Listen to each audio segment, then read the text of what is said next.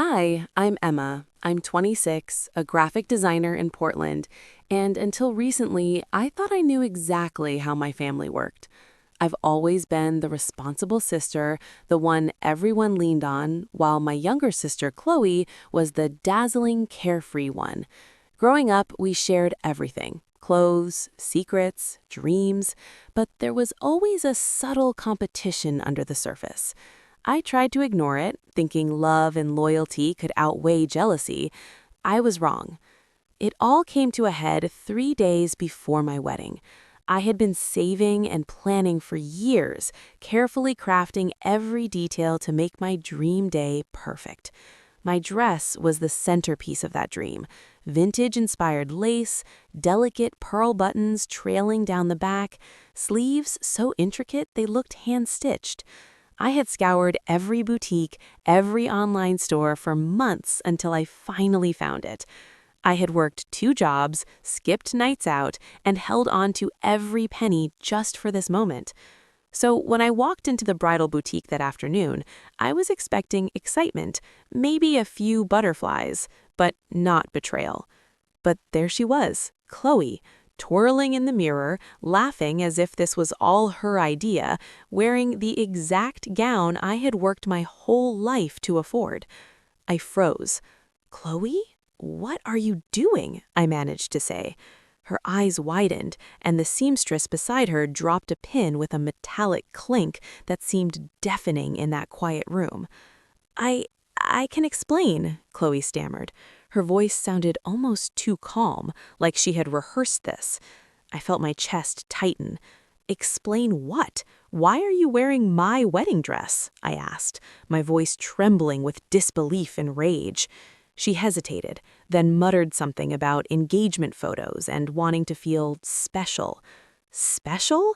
My wedding was in 3 days. She had stolen my dress, altered it, and was planning to parade it on social media while I stood helpless. Panic and disbelief swirled together. I called my mom, hoping for support. "Maybe you're overreacting, honey. Chloe's just excited," she said. Excited?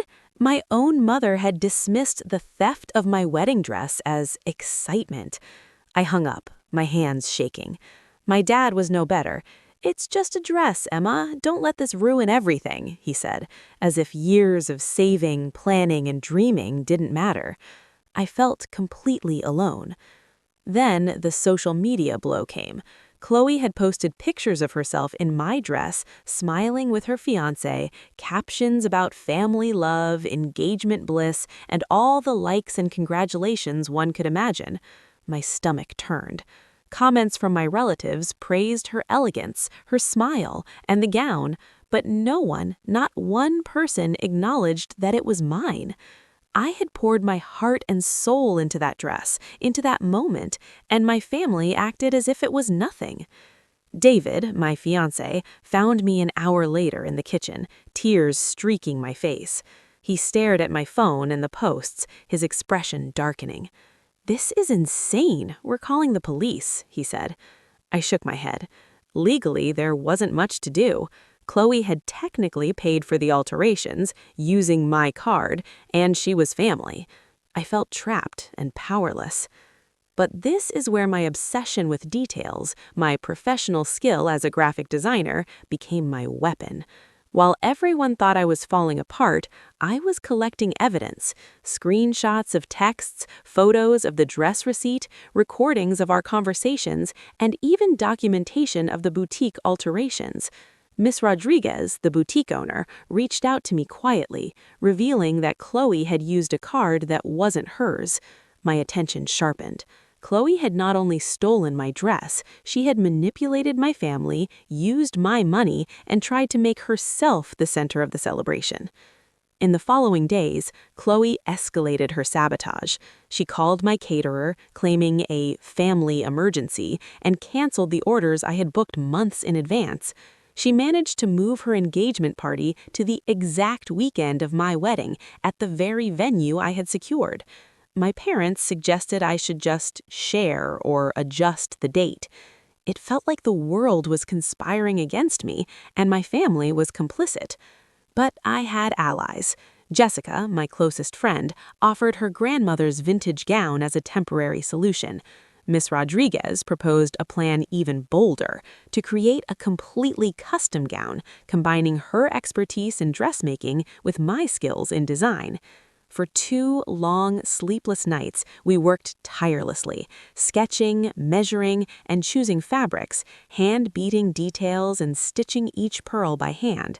By the morning of Chloe's engagement party, I had something breathtaking. Flowing silk, subtle shimmer, and design elements that made my stolen dress look ordinary in comparison.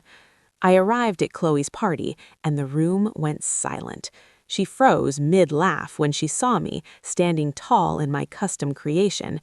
Every eye turned as I walked through the doors. I took the microphone, my voice calm but firm.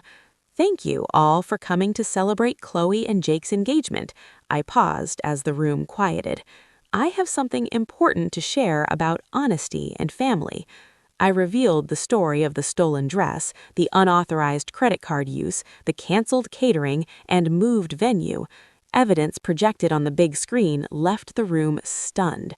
The whispers grew louder, and Jake's face went pale. "Emma, what are you doing?" my mother hissed from the corner. I ignored her, continuing. "Chloe used my credit card to alter my dress without permission. She canceled my catering and moved the venue I booked months in advance, all while making me seem dramatic and unreasonable." The room went dead silent. Jake confronted Chloe, took off the engagement ring, and left. Half the guests followed. Chloe was left alone, her stolen dress now meaningless, her manipulations exposed. The next day, my wedding went ahead as planned. With Jessica's help, the original venue, and my custom gown, everything was perfect. My parents didn't attend, still unable to process Chloe's betrayal, but that didn't matter. David and I were surrounded by people who truly loved and supported us. Even Jake's family, who had seen the truth, celebrated with us. It was the wedding I had dreamed of, with no shadow of deceit. Months later, Chloe sent a long, handwritten apology, explaining her jealousy, financial problems, and desperation. I read it once and put it in a drawer. I didn't respond. My parents tried to rebuild the relationship, but I realized that approval from people who supported deception wasn't worth sacrificing my peace. The aftermath of the stolen dress turned out to be a blessing. Miss Rodriguez and I started a custom wedding dress business, blending her dressmaking talent with my design expertise. Brides wanted unique gowns, each personally designed, and what had begun as my worst nightmare became my proudest achievement. Sometimes the people who should protect you are the ones you need protection from. Betrayal can cut the deepest when it comes from family, but it doesn't define your worth. Standing up for yourself, documenting the truth, and trusting your instincts can turn even the darkest moments into triumphs. If you've ever been hurt by family, or someone close to you tried to steal your moment, I want to hear your story. Share it in the comments, tell me where you're watching from, and know that you're not alone. Life is too short to let anyone dictate your joy, even if it's someone who shares your DNA. Sometimes the people who betray you the most are the ones you least expect, but your strength is in how you rise above them.